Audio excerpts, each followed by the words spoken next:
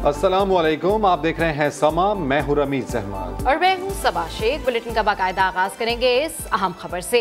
मक्कार भारत ने अक़वाम मुत्तहिदा के सेक्रेटरी जनरल की जंग बंदी अपील की धज्जियां बिखेर दी। कोरोना वबा के बावजूद लाइन ऑफ कंट्रोल की सिविल आबादी पर गोलाबारी और मकबूजा कश्मीर में आग और खून का खेल जारी रखा। गैर मुल्की मीडिया और UN मिलिट्री मिशन को भी LOC मुतासरीन से मिलने की इजाजत न दी। पाकिस्तान में गैर मुल्की मीडिया के नुमाइंदे हकाइक का जायजा लेने एक बार फिर कंट्रोल लाइन पर पहुंच गए। इस्लामाबाद से उस्मान खान की रिपोर्ट देखिए। इंसानियत का एहसास न आलमी कवानीन का ख्याल, हर धर्म मोदी सरकार ने अक़वाम मुत्तहिदा की जंग बंदी अपील भी रौंद डाली। मकबूजा कश्मीर में कत्लेआम और कंट्रोल लाइन पर आए रोज निहत्ते शहरियों पर गोलाबारी का सिलसिला जारी। यही नहीं, भारत ने इंसानियत सोच जराइम छुपाने के लिए UN फौजी मुबस्सर मिशन और गैर मुल्की मीडिया को भी LOC के दौरे की इजाजत नहीं दी। अक़वाम मुत्तहिदा के सेक्रेटरी जनरल अंतोनियो गुतेरेस ने मार्च में कोरोना वबा के पेश नजर आलमी सतह पर जंग बंदी की अपील की थी, लेकिन इसके बावजूद भारत के जंगी जुनून में कोई कमी नहीं आई। भारतीय फोर्सेज इस साल लाइन ऑफ कंट्रोल पर 1744 बार सीज फायर माहिदे की खिलाफ वर्जी कर चुकी हैं। बिलाश्तार भारतीय गोलाबारी और फायरिंग से बच्चों और खवातीन समेत 14 शहरी शहीद और 135 जख्मी हुए। काबिज फोर्सेज ने मकबूजा कश्मीर में भी 100 से ज्यादा नौजवान शहीद किए। पाकिस्तान ने अक़वाम मुत्तहिदा फौजी मुबस्सर मिशन को आजादाना माहौल दिया, लेकिन फाशिस्ट मोदी ने मीडिया के अलावा मिशन को मकामी आबादी तक रसाई देने से इनकार किया। 2017 में फ्रांसीसी साफी पाल कमेटी ने श्रीनगर में भारतीय मजालिम की डॉक्यूमेंट्री बनाई तो इसे श्रीनगर से गिरफ्तार कर लिया गया। पाकिस्तान में गैर मुल्की मीडिया के नुमाइंदे हकाइक का जायजा लेने एक बार फिर कंट्रोल लाइन पर पहुँच गए हैं। पाकिस्तान को दरपेश अंदरूनी और बैरूनी खतरात से निमटने के लिए पाक फौज हरदम तैयार है। कोर कमांडर्स कॉन्फ्रेंस में सिपा सालार ने अज़म दोहराया कि मुल्क की सिक्योरिटी के लिए खतरा बनने वाली हर कोशिश को नाकाम बना दिया जाएगा। इस्लामाबाद से देखिए उस्मान खान की report. Army chief general Qamar Javed Bajwa की जेर सदारत कोर कमांडर्स बैठक। मुल्क को दरपेश दाखिली व खारजी सिक्योरिटी चैलेंजेस पर तफसीली गौर। ISPR के मुताबिक पाक फौज की ऑपरेशनल तैयारियों और मकबूजा कश्मीर में जारी भारतीय मजालिम का जायजा भी लिया गया। कोर कमांडर्स ने कहा, भारत के गैर कानूनी इकदाम को आइंदा माह 1 साल हो जाएगा। हक खुद इरादियत के हुसूल के लिए कोशां बहादुर कश्मीरी अवाम को भरपूर खराज तहसीन पेश। सिपा सालार ने खित्ते की सिक्योरिटी सूरत हाल से मुताल्लिक पाक फौज की ऑपरेशनल तैयारियों को खूब सराहा। ये अज़्म भी दोहराया कि मुल्की सलामती के लिए खतरा बनने वाली किसी कोशिश को कामयाब नहीं होने दिया जाएगा। जनरल कमर जावेद बाजवा ने कोरोना वायरस के खिलाफ जंग में सिविल इंतजामिया की मदद पर फॉर्मेशंस की भी तारीफ की। ईद उल अजहा और मुहर्रम उल हराम के दौरान वबा से बचाव के लिए एहतियाती तदाबीर अख्तियार करने पर जोर। कोर कमांडर्स कॉन्फ्रेंस के दौरान कोरोना के खिलाफ फ्रंट लाइन पर लड़ने वाले मुल्क भर के डॉक्टर्स और तिब्बी अमले की कोशिशों को भी सराहा गया। लाहौर की ऑरेंज ट्रेन में अवाम कब सफर कर सकेंगे और ट्रेन का किराया कितना होगा, तफसील बुलेटिन में जानेंगे कुछ देर बाद। तो ये हम सवाल कि ऑरेंज ट्रेन में अवाम कब सफर कर सकेंगे, ऑरेंज ट्रेन का किराया कितना होगा, बुलेटिन में आगे चल के आप इस मुतालिक जान सकेंगे। कौमी मालियाती कमीशन से हफीज शेख को निकाल दिया गया। हुकूमत ने नया नोटिफिकेशन इस्लामाबाद हाई कोर्ट में पेश कर दिया। इसकी मजीद तफसीलात हासिल करते हैं सुहेल रशीद से। जी सुहेल रशीद, अदालत के हुक्म पर कौमी मालियाती कमीशन से हफीज शेख को निकाल दिया गया। जी देखिए, अदालत में चैलेंज किया गया था मुस्लिम लीग नून की जानिब से कि कौमी मालियाती कमीशन में हफीज शेख को शामिल किया गया है, जो कि गैर मुंतखब नुमाइंदे हैं, और उनके लिए स्कोप रखा गया है कि वो फाइनेंस मिनिस्टर की जगह इसको चेयर भी कर सकते हैं और इसमें शामिल हो सकते हैं, जबकि आइन और कानून के मुताबिक कोई भी गैर मुंतखब नुमाइंदा इसमें इस तरह शामिल नहीं हो सकता, ना उसकी सदारत कर सकता है। जिसके बाद ये अहम पेशरफ्त सामने आई है कि हुकूमत की जानिब से हफीज शेख का नाम इस कौमी मालियाती कमीशन, जो 10वां कौमी मालियाती कमीशन तश्कील दिया गया था, उसका पहला नोटिफिकेशन वापस लिया गया है और अब सदर पाकिस्तान की जानिब से नया नोटिफिकेशन जारी कर दिया गया है, जिसमें 9 मेंबरान को शामिल किया गया है और हफीज शेख का नाम उसमें से निकाल दिया गया है, जबकि जावेद जब्बार पहले ही खुद रजाकाराना तौर पर इससे अलग हो चुके थे। पहले 11 मेंबरान शामिल किए गए थे और अब 9 मेंबरान का नया नोटिफिकेशन जो है पहले 11 मेंबर शामिल किए गए थे और अब 9 मेंबर्स के ऊपर ये नोटिफिकेशन जारी किया गया है। हमारे नुमाइंदे सुहेल रशीद अपडेट करें, आपका शुक्रिया। ऑरेंज लाइन बिलाखिर मुकम्मल हो गई। सीपैक अथॉरिटी के चेयरमैन आसिम सलीम बाजवा ने अवाम को खुशखबरी सुना दी। अक्टूबर में लोग ट्रेन पर सफर कर सकेंगे। मंसूबे पर होने वाली पेशरफ्त से मुतालिक बता रही हैं तहमीना अहमद अपनी इस रिपोर्ट में। 2015 में शुरू होने वाला ऑरेंज लाइन मंसूबा कई रुकावटों के बाद मुकम्मल कर लिया गया। ट्रेन चलाने का इफ्तिताह तो कई बार हुआ, मगर आवाम इसकी सवारी से अभी तक महरूम हैं। इलेक्ट्रिकल और मैकेनिकल काम की तकमील होने पर टेस्ट ट्रायल्स हो चुके हैं, जिसके बाद मंसूबा मैस ट्रांसिट अथॉरिटी ने चीन और पाकिस्तान की मुश्तरका कंपनी नोरेनको गोइंग जोया डाइवो ज्वाइंट वेंचर को ठेके पर दे दिया। कंपनी की जिम्मेदारी है कि वो 3 माह में ड्राइवर्स की तरबियत करके लाइसेंस जारी करे, जिसके बाद अक्टूबर 2020 तक अवाम ट्रेन की सैर कर सकेंगे। ऑरेंज लाइन मेट्रो ट्रेन में फीस सवारी किराए का तयन अभी तक नहीं हो सका। पंजाब हुकूमत महकमा खजाना, ट्रांसपोर्ट और मैस ट्रांसिट अथॉरिटी से मुशावरत करके इसका फैसला करेगी। इसी पर बात करेंगे वजीर ट्रांसपोर्ट पंजाब जहांजेब खान से। जहांजेब साहब, बहुत शुक्रिया आपने समा के लिए वक्त निकाला। ये बताइएगा कि ऑरेंज ट्रेनों का इफ्तिताह कब हो रहा है और क्या खुशखबरी है आपके पास? देखें जी, जब मैं ये बताना चाहता हूँ कि जब मियां शहबाज शरीफ साहब ने इसके ऊपर टेस्ट रन किया था तो वो डीजल लोकोमोटिव पे था, लेकिन अब जो हमने इसका टेस्ट रन किया तो वो उसको इलेक्ट्रिक जो उसका पूरा सिस्टम था वो हमने उसको चालू करके तो उसका हमने टेस्ट रन किया था। तो मैं आपको बीइंग अ ट्रांसपोर्ट मिनिस्टर ये अपने लाहौर की आवाम को यकीन दिलाता हूँ, पंजाब की आवाम को, कि इंशाल्लाह ऑरेंज लाइन ट्रेन जो है वो इस वक्त फुली तैयार है, उसमें कोई कमी नहीं है। अब सिर्फ ये पेंडेमिक की वजह करके ये एडवाइजरी ये थी कि अभी आप इसको नहीं चला सकते। हेल्थ डिपार्टमेंट की तरफ से जो एडवाइजरी है उसको जैसे ही वो हमें अलाउ करेंगे तो विद इन ए मंथ जो है ये ऑपरेशन इसका शुरू हो जाएगा। अच्छा जहांजेब साहब, किरायों के हवाले से बताएं, क्या इसका तयन हो गया है और फीस सवारी कितने पैसे वसूल किए जाएंगे? इसमें इस वक्त जो किराए के ऊपर ये है कि इसके ऊपर असेंबली में भी इसकी डिबेट हो चुकी है जी। हमने इसके ऊपर एक सेर हासिल डिबेट की थी, अपोजिशन का पॉइंट ऑफ व्यू भी और हुकूमत का पॉइंट ऑफ व्यू भी अब हुकूमती मेंबरान का भी हुकूमत के पास आ गया है। तो इस वक्त हम इसको इन बिटवीन 50 और 60 के दरमियान जो है इसके ऊपर अभी डिसीजन होना है, तो ये कैबिनेट इसके ऊपर डिसीजन लेगी इंशाल्लाह। इसी पर मजीद बात करने के लिए इस वक्त हमारे साथ मौजूद हैं नून लीग के रहनुमा एहसन इकबाल। बहुत शुक्रिया आपने समा के लिए वक्त निकाला है। सब ये बताइएगा कि अक्टूबर में आगाज होने जा रहा है, क्या कहेंगे आप इस पे?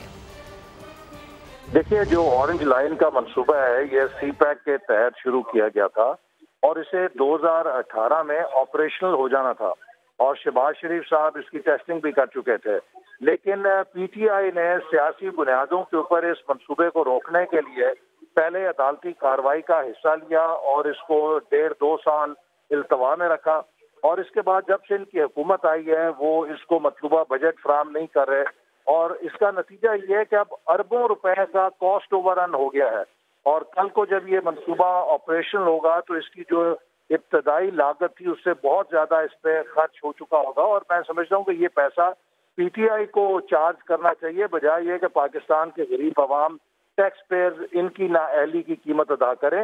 ये एक बहुत बड़ा जुर्म है जो इन्होंने किया है और ये सीपैक के मंसूबों को नाकाम बनाने की इनकी स्कीम का हिस्सा है। ठीक है, एहसन इकबाल समा से गुफ्तगू कर रहे थे, आपका शुक्रिया।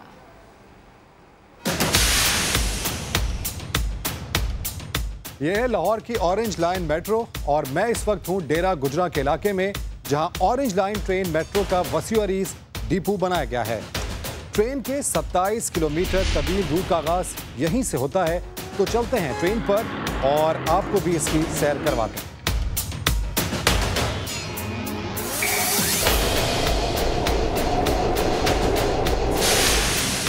ऑरेंज लाइन के लिए 27 जदीद ट्रेनें चीन से मंगवाई गई हैं। हर ट्रेन 5 बोगियों पर मुश्तमिल होगी। एक बोगी में 60 सीटें हैं और हर बोगी में 200 मुसाफिर सवार हो सकते हैं।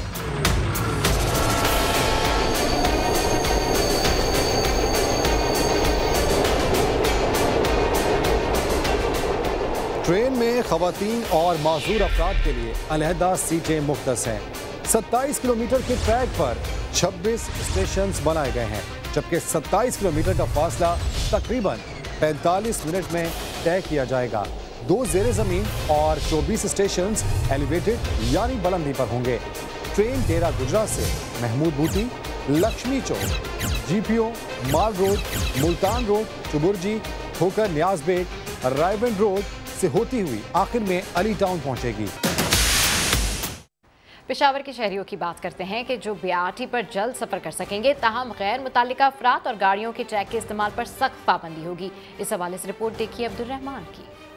पेशावर में BRT सर्विस शहरियों के लिए जल्द खोलने की तैयारियां, बसों का आजमाइशी सफर शुरू। हादसा से बचने के लिए शहरियों और दीगर गाड़ियों के BRT ट्रैक इस्तेमाल करने पर जुर्माने मुकर्रर। सूबाई हुकूमत ने अवामी आगाही के लिए जुर्मानों की तशहीर अखबारात में शुरू कर दी। रूट पर पैदल चलने वाले, मोटरसाइकिल और साइकिल के इस्तेमाल की सूरत में 500 रुपए जुर्माना अदा करना होगा। BRT की ऑपरेशनलाइजेशन आखिरी मराइल में इंशाल्लाह स्टार्ट हो जाएगी। बस सर्विस का कम अज कम किराया 10 रुपए और ज्यादा से ज्यादा 50 रुपए होगा। अब्दुल रहमान, समा, पेशावर। तो पेशावर का सबसे बड़ा सफरी मंसूबा BRT, मगर यहाँ काम करने वाले मजदूर 5 माह से तनख्वाहों से महरूम हैं। सज्जाद हैदर की रिपोर्ट देखिए। BRT मंसूबे पर अरबों रुपए खर्च, मगर इसमें काम करने वाले मजदूरों को गुज़िश्ता 5 माह से उजरत ना मिल सकी। हम कोरोना के बावजूद ड्यूटियां दे रहे थे। रमज़ान के महीने में ये शेख उस्मान जो है ना, हमारे लिए खाना बंद कर दिया, बिजली बंद कर दी गई कैंप पे। मजदूरों ने तनख्वाहें जल्द अदा न करने की सूरत में BRT रूट पर धरने की धमकी दे दी। अगर 3 दिन के अंदर अंदर हमारे मुतालिबात तस्लीम नहीं हुए तो हम BRT रूट बंद करेंगे, वज़ीर आला हाउस के सामने बैठेंगे। दूसरी जानिब हुकूमत का मौक़िफ़ है कि मजदूरों की तनख्वाहें ठेकेदार अदा करेंगे, हुकूमत का इससे कोई लेना देना नहीं। कैमरामैन कामरान खान के साथ सज्जाद हैदर, समा, पेशावर। कोरोना वायरस के बायस 4 माह से मेट्रो बस सर्विस का पहिया जाम है, जिससे सिर्फ आवाम को ही नहीं परेशानी का सामना है, बल्कि सरकार को भी रोजाना 35 लाख रुपए का नुकसान बर्दाश्त करना पड़ रहा है। रावलपिंडी से रिपोर्ट कर रहे हैं सदाकत अली। मेट्रो बस सर्विस जो रावलपिंडी इस्लामाबाद के दरमियान सफर करने वाले शहरियों के लिए किसी नेमत से कम न थी। लॉकडाउन के बाद मामूलाते जिंदगी मरहलावार बहाल होने लगे, लेकिन मेट्रो का रुका पहिया न चल सका। मेट्रो बस सर्विस से रोजाना फायदा उठाने वाले शहरी तो बस उस घड़ी के मुंतजिर हैं जब ये लाल बस जुड़वा शहरों की सड़कों पर फिर से फराटे भरती दिखाई देगी। मेट्रो फौरी तौर पर इनको बहाल कर लेनी चाहिए और चलानी चाहिए, क्योंकि मेट्रो से हमारा सफर बड़ा आसानी से हम तय करते हैं। मेट्रो नहीं चला रहे हैं, इसके अंदर गवर्नमेंट का भी नुकसान है, लोगों को भी परेशानी है, और सबसे बड़ी बात ये उनके जो मुलाजमीन हैं उनको भी बहुत इससे परेशानी है। शहरियों की दुश्वारी अपनी जगह, मेट्रो सर्विस की बंदिश से कौमी खजाने को रोजाना 35 लाख रुपए नुकसान बर्दाश्त करना पड़ रहा है। अब तो रावलपिंडी की जिला इंतजामिया भी बस सर्विस खोलने की ख्वाहिशमंद है। अल्टरनेट ट्रांसपोर्ट पहले चला करती थी, वो सारी खत्म हो चुकी है, उसकी वजह से लोगों को बड़े मसाइल हैं। तो हमने तो गवर्नमेंट को हम रिक्वेस्ट भी कर रहे हैं, तो अगर सोशल डिस्टेंसिंग से इसको चला दिया जाए तो आई थिंक इट इज़ ये चल सकती है, कुछ नहीं होना चाहिए। अहलियाने रावलपिंडी और इस्लामाबाद की जानिब से मेट्रो सर्विस की बहाली के मुतालबे में लोकल ट्रांसपोर्ट की नाकाफी सहूलियात का भी बड़ा हाथ है। मेट्रो बस का 4 माह से रुका पहिया चलने से दोनों शहरों के दरमियान सफर करने वाले हजारों लोगों की जिंदगी आसान हो जाएगी। कैमरामैन मोहम्मद नवाज के साथ सदाकत अली, समा, रावलपिंडी। भारतीय जासूस कुलभूषण यादव की सजा के हवाले से आलमी अदालत इंसाफ के फैसले पर अमल दरामद। हुकूमत ने फेयर ट्रायल का तकाजा पूरा करने के लिए इस्लामाबाद हाई कोर्ट में दरख्वास्त दायर कर दी है। तो अहम ये पेशरफ्त है, कुलभूषण यादव की सजा से मुतालिक आलमी अदालत इंसाफ के फैसले पर अमल दरामद। हुकूमत ने फेयर ट्रायल का तकाजा पूरा करने के लिए अदालत में दरख्वास्त दायर कर दी है। कौमी मफाद में अदालत कुलभूषण की जानिब से कानूनी नुमाइंदा मुकर्रर करे, यह सदा की गई है इस दरख्वास्त में। साथ ही साथ आपको बताएं कि वजारत कानून और इंसाफ का सदारती ऑर्डिनेंस के तहत अदालत से ये रुजू सामने आया है। अदालत हुक्म दे कि आलमी अदालत के फैसले पर पाकिस्तान की जिम्मेदारी पूरी हो तो कुलभूषण यादव, जिसे 3 बार पाकिस्तान की जानिब से काउंसलर रसाई भी दी गई, इसी मुतालिक ये ताज़ा पेशरफ्त है। आलमी अदालत इंसाफ के फैसले पर अमल दरामद से मुतालिक हुकूमत ने फेयर ट्रायल का तकाजा पूरा करने के लिए अदालत में दरख्वास्त दायर कर दी। इसी पर मजीद बात करेंगे सीनियर तज्जियाकार और ब्यूरो चीफ इस्लामाबाद खालिद अजीम साहब हमारे साथ मौजूद हैं। खालिद साहब, कैसे देखते हैं इस डेवलपमेंट को आप? देखिए जी, पाकिस्तान अपनी तरफ से इत्माम हुज्जत कर रहा है और जो उसकी जिम्मेदारियां वो पूरी कर रहा है, और ऐसे वाकयात मौजूद हैं कि जब कोई शख्स खुद वकील करने की पोजीशन में ना हो या वो किसी वजह से रिप्रेजेंट ना कर रहा हो, तो कानूनी तकाजे पूरे करने के लिए और जो कानूनी बहस है उसको मुकम्मल करने के लिए स्टेट की जानिब से वकील मुहैया किया जाता है। अब पाकिस्तान ने तो पेशकश की थी, कुलभूषण को पहले की, उसने कहा नहीं मैं अपनी सिर्फ रैम की अपील तक महदूद रहना चाहता हूँ। फिर उसके बाद उन्होंने भारतीय हाई कमीशन को पहले एक मौका लिया काउंसलर रसाई का, जिसको उन्होंने बिल्कुल ज़ाया कर दिया। कन्वर्शन की बात सुने बगैर ही चले गए। फिर दूसरा मौका भी ये जिसको बुनियादी तौर पर तीसरा मौका कहा जा सकता है वो भी दिया गया है। अभी तक भारत की जानिब से कोई रिस्पॉन्स नहीं है। पाकिस्तान ने कहा था कि जो आपके तहफ़्फ़ुज़ात हैं वो हम ख़त्म करके और आपको आपकी शराइत पे कलभूषण से कौशल रसाई आपको देते हैं, लेकिन उन्होंने उसका कोई फायदा नहीं उठाया। लेकिन पाकिस्तान ने इस प्रोसेस को तो आगे बढ़ाना है। अगरचे भारत इस पर सवाल उठाएगा कि ये सारी एकतरफा कार्रवाई और पाकिस्तान ने अपने तौर पर ये की है, लेकिन ये कोई ऐसी कार्रवाई नहीं है कि जिसकी दुनिया में कोई मिसाल मौजूद ना हो। और पाकिस्तान इसको ये बता सकता है इंटरनेशनल कोर्ट ऑफ जस्टिस में कि पाकिस्तान ने अपनी जिम्मेदारी पूरी की है। इसका जो मुकदमा आगे चलना चाहिए था, रिव्यू एंड रिकंसिडरेशन का जो ऑप्शन दिया था इंटरनेशनल कोर्ट ऑफ जस्टिस ने, उसको पाकिस्तान पूरा कर रहा है। ठीक है खालिद, जैसा कि आप कह भी रहे हैं कि ऐसी नज़ीर मौजूद है, कानूनी बहस की भी आप बात कर रहे हैं, तो कानूनी राह कितनी तवील हो सकती है आपके मुतालिक?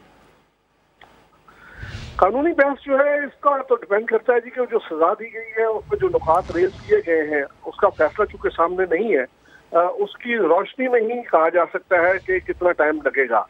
अलबत्ता ये है कि चूंकि उनको मौत की सजा हुई है और उनके ऊपर जो इल्जामात हैं वो जासूसी के अलावा दहशतगर्दी के हैं और वो एक फोर्स का हाजिर सर्विस अफसर था, यानी वो जो इंडियन नेवी है। ठीक है, अब देखना ये कि ये कानूनी राह कितनी तवील होती है। बेहद शुक्रिया ब्यूरो चीफ इस्लामाबाद खालिद अजीम साहब, इस मुतालिक आप हमें आगाह कर रहे थे, अपना तज्जिया पेश कर रहे थे। और अभी आपको बताएं कि रावलपिंडी के इलाके सादकाबाद में वालदा पर बेटे के तशद्दुद का मामला, मुकदमा दर्ज होने के बावजूद मुलजिम अरसलान और उसकी अहलिया ताहाल पुलिस के हाथ ना लग सके। SHO थाना सादकाबाद का कहना है कि छापे मारे जा रहे हैं, मुतासरा खातून को जरूर इंसाफ फराहम किया जाएगा। इसकी मजीद तफसीलात हासिल करते हैं समा के नुमाइंदे सदाकत अली से। सदाकत अली, एक तो सफाकियत की हद है कि एक बेटे ने अपने माँ के ऊपर इस तरीके से तशद्दुद किया है, खातून पर बेटे के तशद्दुद के मामले की क्या पेशरफ्त हुई है अभी तक? जी, बेटे की जानिब से वालिदा पर बेईमाना तशद्दुद का मुकदमा दर्ज होने के बावजूद ताहाल मुलजमान जो मुतासरा खातून का बेटा अरसलान और उसकी बहू बिस्मा शामिल हैं, वो अभी तक पुलिस के हाथ नहीं आई और पुलिस की खुसूसी टीमें जो हैं वो छापे मारेंगे ताकि उनको जल्द अज जल्द गिरफ्तार किया जा सके।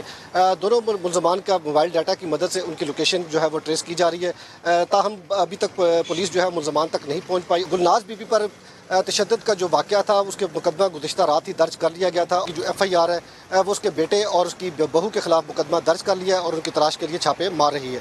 जी, अपडेट्स के लिए शुक्रिया सदाकत। लालच वो वजह है जिसने औलाद को माँ जैसी अजीम हस्ती के तकद्दुस को पामाल करने पर मजबूर किया। मजहबी स्कॉलर बिलाल कुतुब ने माँ पर तशद्दुद के वाक़े की शदीद मजम्मत कर दी। ख़वातीन पर तशद्दुद को रोकने के लिए रियासत को आवाज़ उठाना होगी। समाजी कारकुन फरजाना बारी ने समा के प्रोग्राम नया दिन में मुतालबा कर दिया।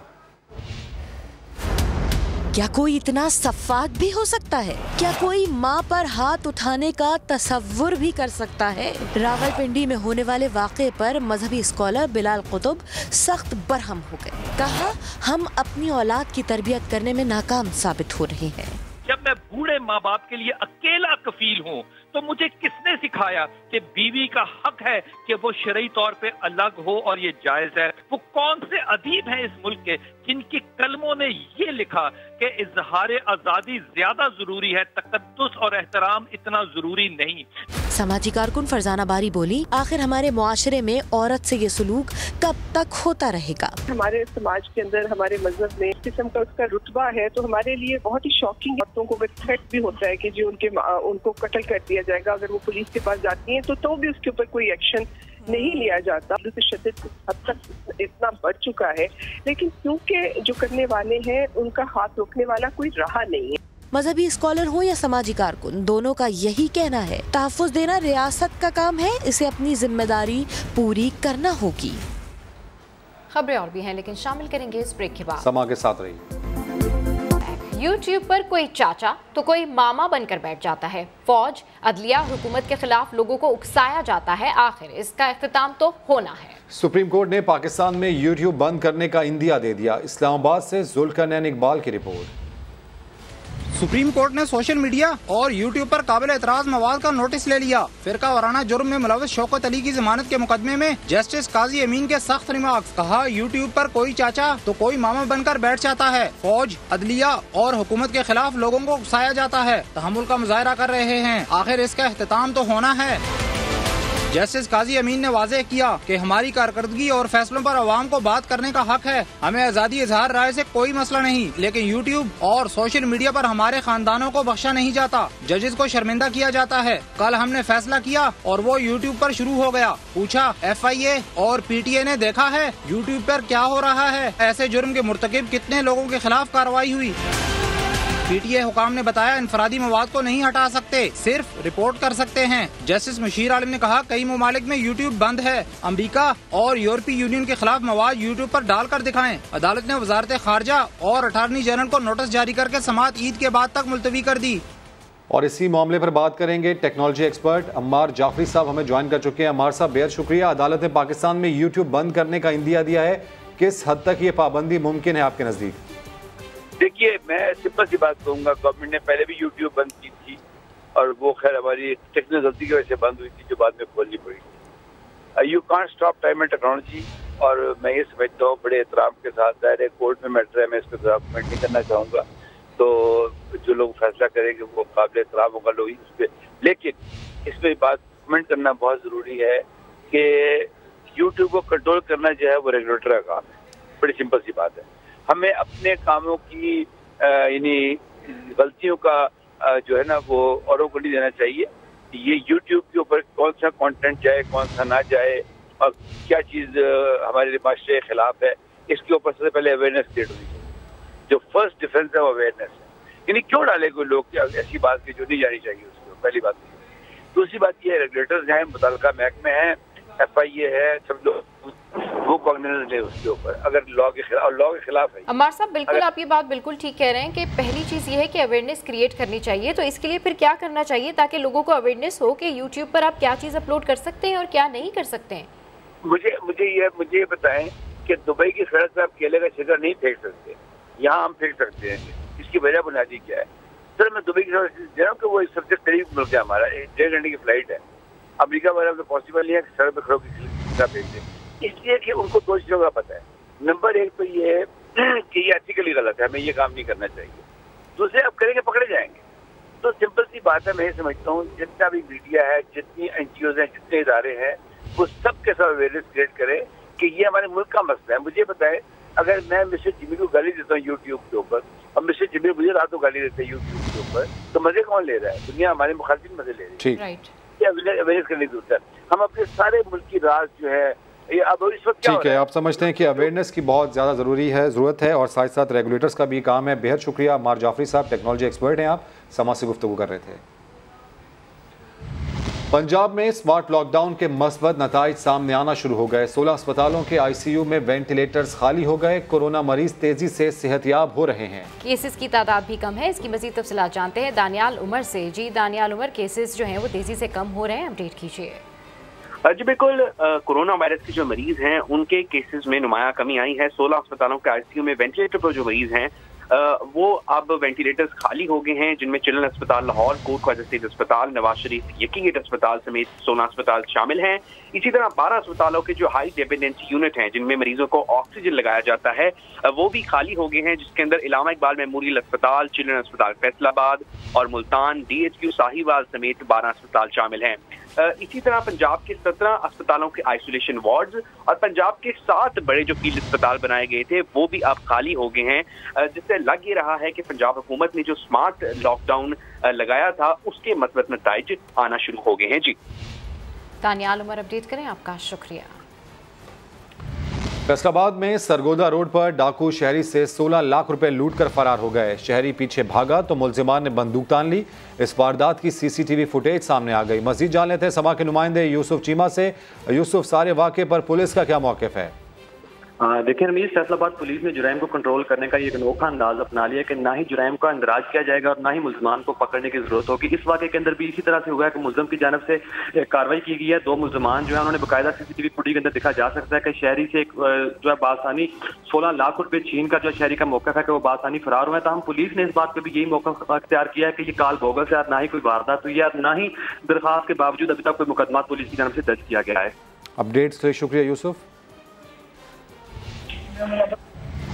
नेपरा ने अदम वसूलियों पर लोड मैनेजमेंट को गैर कानूनी करार दे दिया। बिल न देने वालों की सजा अच्छे सारिफीन को नहीं दी जा सकती। अपडेट्स हासिल करेंगे समा के नुमाइंदे वहाब कामरान से।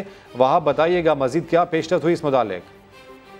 देखिए जी, पेशावर रीजन और ट्राइबल एरियाज में तवील और गैर एलानिया लोड शेडिंग के हवाले से नेपरा में समाअत जारी थी।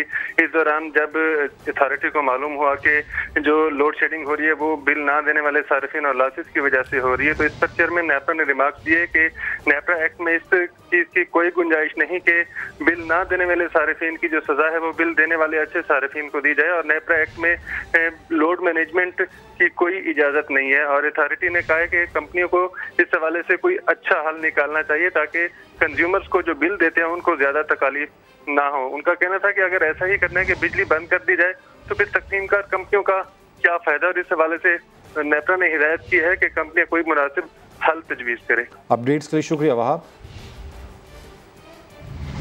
और अब बात करते हैं जिलहज के चांद की। वजीर साइंस और टेक्नोलॉजी की पेशगोई गलत साबित हुई। फवाद चौधरी ने तो 31 जुलाई को ईद उल अज़हा की पेशगोई कर रखी थी, लेकिन मरकजी रुयत हिलाल कमेटी ने ईद यकुम अगस्त बरोज़ हफ्ता मनाने का ऐलान कर दिया। यकुम जुल्हज्जा 1441 हिजरी जुमेरात 23 जुलाई को होगी और ईद उल अज़हा इंशाअल्लाह ताला हफ्ता यकुम अगस्त को होगी।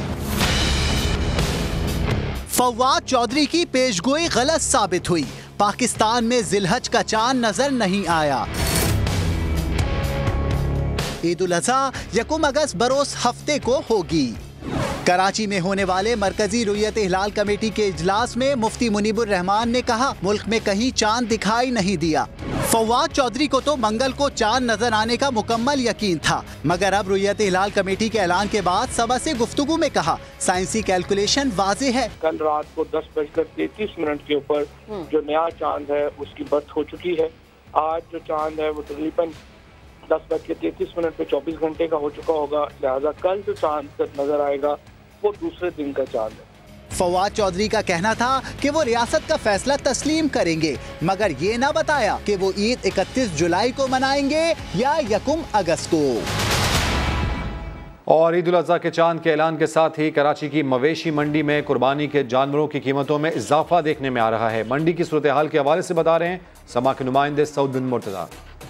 ईद उल अज़हा यकुम अगस्त को मनाने के ऐलान के बाद कराची में लगी एशिया की सबसे बड़ी मवेशी मंडी में जानवरों की कीमतें और खरीदारी की क्या सूरत हाल है, आइए जानते हैं। क्या सूरत हाल है कीमतों की? कीमतों के बस आ रहे हैं, रेट पूछ के चले जाते हैं। जायज़ नहीं, इतनी माल इतना महंगा है, 8 लाख 10 लाख 1 लाख 2 लाख, अभी कहाँ से लेते, वैसे नहीं जेब में। इंशाल्लाह उम्मीद के साथ ही आए कि देखता हूँ, इरादा ये है कि 60,000 तक की मतलब माइंड बना करके आए। इधर हम बोलते हैं अभी 3 लाख का है, वो बोल जाता है 1.5 लाख का है। ठीक है, हम कहते हैं ज़्यादा नहीं तो चलो 3 लाख के 50 काम में हो जाए। इधर मेहनत बहुत है, ज़्यादा बहुत मेहनत है, खर्चा बड़ा है। भाई जानवर तो नहीं मिला, मंडी तो बहुत महंगी है यहाँ पर। सुबह 9 बजे के हम लोग यहाँ पर आए हुए, सौदे बना रहे, बन नहीं रहे यहाँ पर सौदे। कीमतें वही हैं, पिछले साल माल भी महंगा है, प्लाट महंगा है, हर चीज़ महंगी है, बंदा क्या करे, परेशान है। व्यापारी, कोई कस्टमर व्यापारी ऐसे नहीं बोलेगा तो खाली वापस चला जाए। सुपर हाईवे मवेशी मंडी पर 3 लाख से ज़ायद जानवर आ चुके हैं। व्यापारियों का कहना है कि शहरी विंडो शॉपिंग के बजाय संजीदगी से खरीदारी करें तो इस मवेशी मंडी में कम से कम 60,000 रुपए का जानवर भी मौजूद है। कैमरामैन मोहसिन अली के साथ सऊद बिन मुर्तज़ा, समा, कराची। कोरोना से बचाव के लिए कुर्बानी के जानवरों की ऑनलाइन खरीदो फरोख्त खासी मकबूल हो रही है। शहरी एक क्लिक पर मर्जी का जानवर बुक करा सकते हैं। लाहौर से सिद्रा क़यास की रिपोर्ट। ईद कुर्बान के लिए खरीदो फरोख्त अब रिवायती मंडियों तक ही महदूद नहीं। इंटरनेट से जुड़े कंप्यूटर या मोबाइल स्क्रीन से भी आप अपने पसंदीदा जानवर का इंतखाब कर सकते हैं। ऑनलाइन खरीदारी कोरोना वबा से तहफ़्फ़ुज़ के साथ साथ वक्त भी बचाती है। मुख्तलिफ वेबसाइट्स और सोशल मीडिया पेजेस पर तमाम जानवरों की कीमतें दर्ज हैं। बच्चे ज्यादा शौक से जाते हैं, लेकिन इस दफा चूँकि ये वबा है तो ऑनलाइन शॉपिंग कर रहे हैं। ऑस्ट्रेलिया का बैल हो, बलोची दुम्बा या फिर बहावलपुर का बकरा, सब ऑनलाइन दस्तयाब है। रकम की अदायगी ऑनलाइन करनी है या जानवर के घर पहुंचने पर नकदी की सूरत में, ये खरीदार पर मुनहसिर है। कोरोना है और ऊपर से गर्मी बहुत ज्यादा है, इसलिए हम नहीं जा सके और अब ऑनलाइन भी चल रहा है तो ऑनलाइन से हमने मंगवाए। ऑनलाइन खरीदारी का रुझान ज्यादातर शहर के पॉश इलाकों में है, जहां लोग अपना वक्त बचाने के लिए टेक्नोलॉजी का इस्तेमाल कर रहे हैं। कैमरामैन खावर महमूद के साथ सिद्रा गयास, समा, लाहौर। कुर्बानी के लिए जानवर खरीद लिया, अब बारी आ गई है कसाई को ढूंढने की, मगर फैसलाबाद में कसाईयों के नखरे तो 7वें आसमान को छूने लगे। अब्दुल अहद की रिपोर्ट। जी कुर्बानी करवानी पहले दिन तो टाइम नहीं है यार, दूसरे दिन हो सकता है। चले शाह जी दूसरे दिन कर देना भाई 5000 रुपया लगेगा। ज्यादा है, थोड़ा कम करें शाह जी। नहीं ज्यादा नहीं है, बिल्कुल मुनासिब है। ईद कुर्बां या कसाईयों की ईद, चांद नजर आने से पहले ही एडवांस बुकिंग बंद। फैसलाबाद में कसाई इमरान की दुकान पर रश लग गया। 15-16 साल से काम कर रहा हूँ। जो बड़े के जानवर होता है ना, तो जानवर के जो वेट है, वेट के हिसाब से 10 से 15 हज़ार रुपये पहले दिन का लेते हैं, दूसरे दिन लेते हैं 8 से 10 हज़ार, तीसरे दिन 5 से 8 हज़ार रुपया लेते हैं। जानवर के बाद कसाईयों की तलाश में फिरते शहरी भी कसाईयों के बढ़े रेट से परेशान। मैं मार्केट में गया था तो किसी कसाई के पास पहले दिन की बुकिंग नहीं है, फुल हैं सारे। मैंने अपने मेहमानों वगैरह को दावत दी थी पहले दिन की। रेट्स के अंदर 1000 और 2000 के अंदर फ़र्क आया है काफ़ी। इस दफ़ा बढ़ गए हैं तो पिछले दफ़ा कम थे। ईद पर पेशावर कसाब तो एक जानिब, मौसमी कसाबों की भी खूब चांदी होती है। मुल्क भर की तरह चारसद्दा शहर में भी मवेशी मंडी सच तो गई, लेकिन महंगाई और लॉकडाउन के बायस खरीदार ना होने के बराबर है। इसकी मज़ीद तफसीलात हासिल करते हैं समा के नुमाइंदे एजाज खालिद से। जी एजाज, अपडेट कीजिए, क्या सूरत हाल देख रहे हैं आप वहाँ पर? जी बिल्कुल, ईद कुर्बा करीब आती ही मुल्क भर की तरह चारसदा में भी मवेशी मंडियाँ जो है वो सज गई है। चारसदा की मवेशी मंडी की अगर बात करें हम तो यहाँ पर इर्द गिर्द के इलाकों से बड़ी तादाद में जो मवेशी है वो लाए जाते हैं कुर्बानी के लिए और लोग यहाँ खरीदारी करते हैं। पेशावर, मर्दान, नौशेरा और दीगर शहरों से लोग बड़ी तादाद में यहाँ पर जो मवेशी है वो खरीदने आते हैं। लेकिन इस साल दूसरे साल की निस्बत रश जो है वो कम देखा जा रहा है और जो गाहक है वो कह रहे हैं कि जो मवेशी है वो महंगे दामों पिछले साल के निस्बत फरोख्त हो रहे हैं। ठीक है एजाज, आप हमें अपडेट कर रहे थे। चतराल में 103 साल बुजुर्ग ने 3 हफ्तों बाद कोरोना को शिकस्त दे दी। इसी पर अपडेट्स हासिल करेंगे समा के नुमाइंदे फयाज अहमद से। फयाज, बताइएगा।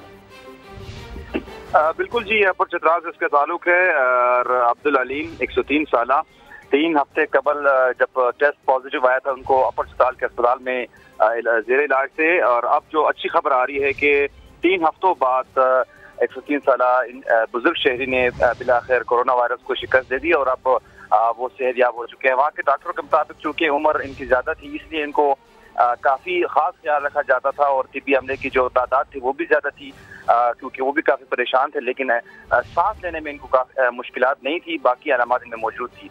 डॉक्टरों के मुताबिक जब टेस्ट नेगेटिव आया अब इनको डिस्चार्ज कर दिया गया है और अब अपने घर मुंतकिल हो चुके हैं। अपडेट्स के लिए शुक्रिया फयाज। और कहीं कोरोना ना फैल जाए, नोबेल फाउंडेशन ने 60 साल में पहली बार नोबेल इनाम की तकरीबात मंसूख करने का ऐलान कर दिया। शेड्यूल के मुताबिक मेडिसिन, फिजिक्स, केमिस्ट्री, अदब, अमन और मईशत के शोबों के लिए 5 से 12 अक्टूबर के दौरान नोबेल इनाम का ऐलान किया जाना था, जबकि मुंतखब होने वालों को 10 दिसंबर को ऑस्लो और स्टॉकहोम में ये अवार्ड दिया जाना था। लेकिन ये दोनों तकरीबात अब मंसूख कर दी गई हैं। नई तारीख का ऐलान बाद में किया जाएगा। इससे पहले 1907 और 1924 में पहली और दूसरी जंग अजीम के दौरान नोबेल इनाम की तकरीबात रोकी गई थी। कराची वालों तैयार हो जाओ, लोड शेडिंग का दौरानिया मजीद बढ़ने वाला है कि इलेक्ट्रिक को 150 मेगावाट बिजली की फराहमी में कमी का सामना है। अशरफ खान की रिपोर्ट। कराची वालों के लिए बुरी खबर, लोड शेडिंग होगी और तवील होगी। के इलेक्ट्रिक ने भी तबल बजा दिया। शहर को बिजली फराहम करने वाले वाहिद इदारे के इलेक्ट्रिक को बिजली की कमी का सामना है, जिससे शहर में लोड शेडिंग का दौरानिया मजीद बढ़ जाएगा। तर्जुमान के इलेक्ट्रिक के मुताबिक 2 IPP टपाल और गुल अहमद से 150 मेगावाट बिजली की कमी का सामना करना पड़ रहा है। बिजली की कमी के बायस शहर में लोड शेडिंग का दौरानिया बढ़ सकता है। सार्फिन को इजाफी लोड शेडिंग की इत्तला भी की जाएगी। तर्जुमान के इलेक्ट्रिक ने मजीद बताया कि मुतासरा IPP से बिजली की तरसील बहाल होते ही सूरत हाल बेहतर होगी। अशरफ खान, समा, कराची। मुरीद अब्बास कत्ल केस के मरकजी मुल्जिम आतिफ जमान की जानिब से सुलह की कोशिशें जारी हैं। मुल्जिम आतिफ जमान ने मुरीद अब्बास के अहले खाना को दूसरी बार पैगाम भिजवाया, जिसे मुरीद अब्बास की बेवा ने ठुकरा दिया। आतिफ जमान लोगों की तरफ से एक बार फिर से दियत की ऑफर आई है। मेरा जवाब पहले भी ना था, आज भी ना है और हमेशा ना रहेगा। अपने शौहर मुरीद अब्बास के कत्ल का मैं कभी भी सौदा नहीं करूँगी, उसके खून का सौदा मैं कभी भी नहीं करूँगी। आप कहते हैं आतिफ जमान को सज़ा नहीं होगी और आदिल जमान का तो कुछ होगा ही नहीं। अगर आपको इतना ही यकीन है तो आप डर काहे को रहें। इसकी मज़ीद तफसीलात हासिल करते हैं समा के नुमाइंदे इरफानुल हक से। जी इरफानुल हक, इस केस में क्या पेशरफ्त हुई है? मरकजी मुल्जिम आतिफ जमान की जानिब से सुलह की कोशिशें की जा रही? जी हाँ, जो मरकजी मुल्जिम हैं आतिफ जमान, उनके वकील के जरिए ये पैगाम भिजवाया गया है और दूसरी दफ़ा रब्ता किया गया है ज़ारा अब्बास और उनके दीगर अहल खाना से कि और ये कहा गया है कि जो आदिल जमान है, आतिफ जमान का भाई, वो तो जमानत पर रिहा हो चुका है और आतिफ जमान के खिलाफ भी ये केस लंबा चल सकता है, इसलिए आपको केस चलाने का कोई फायदा नहीं होगा। इसलिए बेहतर है कि आप दियत की तरफ आएँ और ये पेशकश की गई है कि वो दियत की जो भी रकम होगी वो अदा करने के लिए तैयार हैं। अगर वो कॉम्प्रोमाइज़ करना चाहें तो बहुत अच्छी बात है, क्योंकि अगर केस तवील भी चलेगा तो आतिफ जमान को कोई नुकसान नहीं होगा, आप खामखाई परेशान रहेंगे। तो इस हवाले से ज़ारा अब्बास का वाज़ेह मौक़िफ़ भी सामने आया है, जो कि मुरीद अब्बास की बेवा हैं। उनका ये कहना है कि वो किसी सूरत कॉम्प्रोमाइज़ नहीं करेंगी और वो केस को चलाना चाहती हैं। जो आतिफ जमान है और आदिल जमान है, दोनों के खिलाफ गैर कानूनी असला रखने और कत्ल का मुकदमा ज़ेर समाअत है। ठीक है, इरफानुल हक अपडेट करें, आपका शुक्रिया।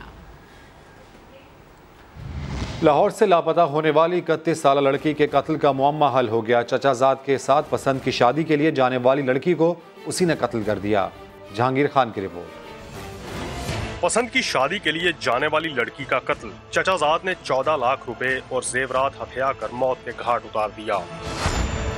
लियाकताबाद से एक माह कबल लापता होने वाली नायला की लाश दीपालपुर से मिली। मोबाइल फोन कॉल्स रिकॉर्ड की जांच हुई तो राब्ते चचाजाद आजम के साथ निकले। उसके पास पैसे थे, दीगर वो चीजें थी, उससे लालच आ गया, लालच की वजह से कत्ल कर रही है। पुलिस ने कराची फरार होने वाले आजम को गिरफ्तार किया तो उसने नायला के कत्ल का एतराफ कर लिया। मैं उसको रोकता था, अभी मैं शादी नहीं कर सकता क्योंकि मेरी पहले मंगनी हो चुकी है, तो वो नहीं मानती थी इस बात पे। वो मैंने उससे कुछ पैसे लिए थे, वो उसमें मुझे ब्लैकमेल करना शुरू कर दिया कि मेरे साथ शादी करो या मैं कोई हंगामा कर दूं। मैंने फिर उसका मर्डर कर दिया। 14 लाख रुपए और तलाई जेवरात बरामद कर लिए गए हैं। कैमरामैन अली मुश्तबा के साथ जहांगीर खान, समा, लाहौर। साबिक SP Jamshed quarters doctor Rizwan की मंशियात फरोश से मुतालिक रिपोर्ट पर एक्शन। कराची पुलिस ने बदनामे ज़माना मंशियात फरोश हसन नाथा को गिरफ्तार कर लिया। रिपोर्ट में गिरफ्तार मंशियात फरोश हसन नाथा और सईद खनी के भाई फरहान खनी के ताल्लुकात का जिक्र है। इस हवाले से देखिए रिपोर्ट आमिर मजीद की। साबिक SP Jamshed quarters doctor Mohammad Rizwan की मंशियात फरोशों से मुतालिक रिपोर्ट पर पुलिस की खमीसो गोट में कार्रवाई। बदनामे जमाना मंशियात फरोश हसन नाथा गिरफ्तार कर लिया गया। पुलिस के मुताबिक 19 जुलाई को गिरफ्तार हसन नाथा के कब्जे से 5 किलोग्राम चरस भी पकड़ी गई। ये वही मंशियात फरोश है जिसके हवाले से साबिक SP Jamshed quarters doctor Mohammad Rizwan ने जनवरी 2018 में एक रिपोर्ट पेश की, जिसमें फरहान गनी को हसन नाथा का सहूलतकार जाहिर किया गया। फरहान गनी सूबाई वजीर सईद गनी के भाई हैं। हसन नाथा की गिरफ्तारी के 3 रोज बाद सूबाई वजीर सईद गनी ने भी ट्वीट दाग दिया। कहा इनके छोटे भाई फरहान गनी को नामालूम नंबर से धमकी आमेज कॉल्स मौसूल हो रही हैं। इस किस्म की कॉलों से, इस किस्म की धमकियों से ना मैं डरने वाला हूँ और ना मेरा भाई डरेगा। हम इंशाल्लाह ताला इन चवलों का मुकाबला करेंगे और इनके चेहरे से नकाब उतारते रहेंगे और इनकी जो करप्शन है, जो अवाम दुश्मनी है, उन लोगों के सामने लाते रहेंगे। ये भी कहा कि वाजे कर चुका हूँ कि PTI की हुकूमत दबाव में लाने की साजिशें तैयार कर रही है। आमिर मजीद, समा, कराची। ब्रेक के बाद हाजिर होंगे हेडलाइंस के साथ। देखते रहिए समा।